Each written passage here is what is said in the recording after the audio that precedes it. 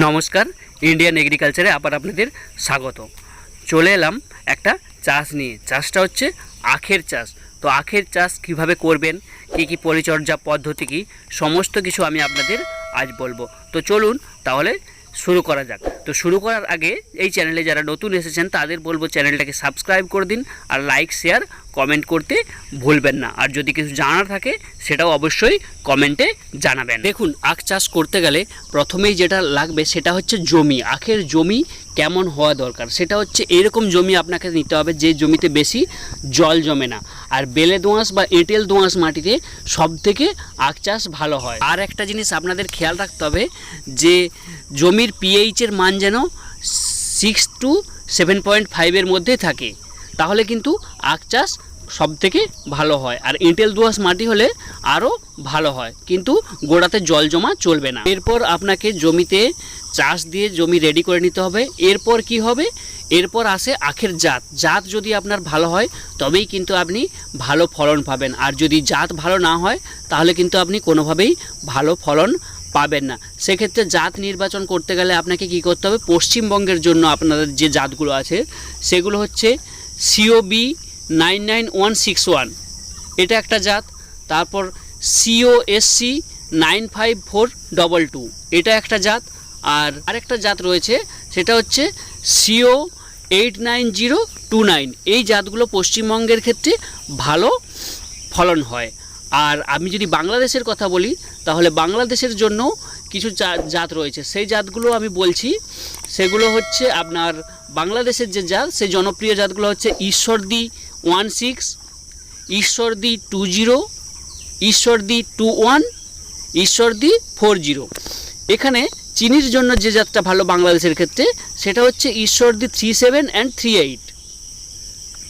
আর গুড়ের জন্য যে জাতগুলো ভালো সেগুলো হচ্ছে ঈশ্বরদী 16 and 20। এগুলো গুড়ের ক্ষেত্রে ভালো।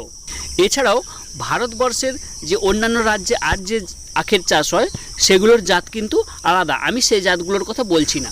আমাদের ভারতবর্ষে 3টে সময়ে কিন্তু এই আখের চাষ হয়, মানে সেটা জলবায়ু অনুযায়ী এবং রাজ্য অনুযায়ী।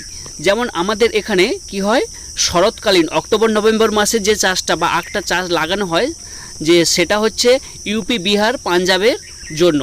ওই সময় হচ্ছে যে ওদের ওখানের মাটি ভালো থাকে এবং ওয়েদার ভালো, এবং সেই জন্য ওখানের ওয়েদার অনুযায়ী এই সময় লাগানো হয়, এটা আগে লাগানো হয়। তারপর কি হয়, বসন্তকালীন মানে ফেব্রুয়ারি মার্চ মাসে কি হয় আপনার, এই সময়টাই হচ্ছে যে সারা ভারতের মোটামুটি লাগানো হয় বাকি।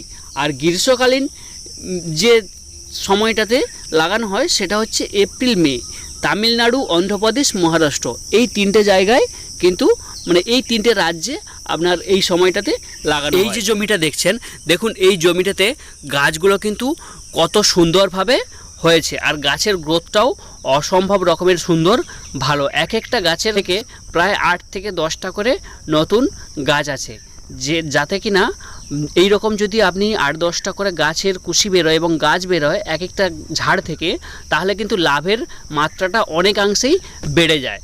এই দিকটা আপনাকে কিন্তু অবশ্যই মাথায় রাখতে হবে। আর এই জমিটাতে এখন মাটি ধরিয়ে দেওয়ার কাজ চলছে, যে দু সাইড থেকে মাটি নিয়ে ড্রেনেজ করে সেই মাটিটাকে ধরিয়ে দেওয়া হচ্ছে এবং সার দেওয়া হয়ে গেছে, তারপর মাটি ধরানো হচ্ছে। এই জমিটাতে কিন্তু এখনও কাজ শুরু হয়নি, হয়তো এইটার পরে এইটা হবে। গাছ লাগানোর সময় কিন্তু আপনাকে এইভাবে রো করেই আপনাকে বেড তৈরি করে গাছ লাগাতে হবে, তাহলে কিন্তু সুবিধা। এবং এই গাছ লাগানোর ক্ষেত্রে 3টে পদ্ধতি সাধারণত করা হয়, একটা হচ্ছে ফ্ল্যাট পদ্ধতি, একটা হচ্ছে ফারো পদ্ধতি, আর একটা ট্রেঞ্চ পদ্ধতি। এই সমস্ত পদ্ধতিগুলোই কিন্তু আমাদের ভারতবর্ষে ব্যবহৃত হয় বেশিরভাগ। আমাদের এখানে চারা রোপণের সময় বা গাছ লাগানোর সময় যেই সারগুলো সাধারণত ব্যবহৃত হয় সেগুলো কি না, DAP ব্যবহৃত হয়, মিউরিয়েট অফ পটাশ বা MOP ব্যবহৃত হয়, আর কি ব্যবহৃত হয়, জিঙ্ক।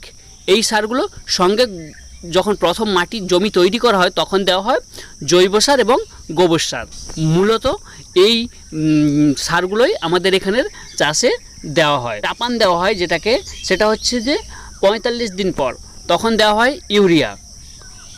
আর 90 দিন পর যে চাপানটা দেওয়া হয় তখন দেওয়া হয় ইউরিয়া সঙ্গে মিউরিয়েট অফ পটাশ বা এমওপি। আর জলের যে জলসেচের যে ব্যাপারটা, জলসেচ দেওয়া হয় কিন্তু বারে বারে, কম পরিমাণে কিন্তু বারে বারে। আপনি যদি প্রচুর জলসেচ দেন তাতেও সমস্যা, আবার যদি অনেক দিন ছাড়া ছাড়া জলসেচ দেন তাতেও সমস্যা, আর যদি আপনি কম দিন ছাড়া মানে ঘন ঘন জলসেচ দেন তাতেও সমস্যা। কিন্তু জলসেচ দিতে হবে আপনাকে নিয়ম মতো দেখে, মানে কীরকম 8-10 দিন ছাড়া ছাড়া কম কম পরিমাণে, তাহলে কিন্তু গাছের গোড়াতে জলও জমবে না, আবার গাছে জলের অভাবও হবে না। এই দিকটা আপনাকে কিন্তু অবশ্যই দেখতে হবে। সবচেয়ে প্রধান সমস্যা যেটা, সেটা হলো গিয়ে আপনার রোগ পোকা। তো এই রোগ পোকার ক্ষেত্রে সবথেকে বড় রোগ যেটা, সেটা হচ্ছে লাল পচা রোগ, মানে গাছের ভেতরে আপনার লাল হয়ে যাবে এবং পচা ধরবে। এই রোগটা হচ্ছে সবথেকে বড় রোগ। আর আরেকটা পোকা ধরে, যেটা হচ্ছে যে আগমারা পোকা বা টপ বোয়ার, যেটা দেখা যায় কি গাছের কাণ্ডকে ছিদ্র করে দিয়েছে আর আগাটা গাছের মরে যাচ্ছে। এক্ষেত্রে আপনাকে কি করতে হবে, লাল যে পচা রোগ যেটা ধরে সেটা কিন্তু সেক্ষেত্রে কিন্তু আপনার অনেক ক্ষেত্রে জাত নির্বাচন করার সময় আপনাকে একটু দেখে জাত নির্বাচন করতে হবে। আর যদি বীজ লাগানোর সময় আপনার বীজকে শোধন করে নিয়ে যায় তাহলে অনেকটাই এড়ানো যায়। তারপরেও যদি লাগে তাহলে আপনাকে কি করতে হবে, কীটনাশক প্রয়োগ করতে হবে। আর যদি হচ্ছে যে আগামরা পোকা লাগে তাহলে কিন্তু আপনাকে ক্লোরান ট্রানিলিপ্রোল স্প্রে করতে হবে। আপনার আখ চাষের ক্ষেত্রে আরেকটা সমস্যা দেখা দেয়, সেটা হচ্ছে উই পোকা যদি লাগে তাহলে কিন্তু আপনাকে ক্লোরোফাইরিফস দিতে হবে জমিতে। আর যদি মাজরা পোকা লাগে তাহলে কিন্তু কাটআপ জাতীয় কীটনাশক স্প্রে করতে হবে আপনাকে, তাহলে কিন্তু এই রোগ পোকাগুলো আপনি দমন করতে পারবেন। আপনাদের মাথায় রাখতেই হবে যে বিষয়টা না বললেই নয়।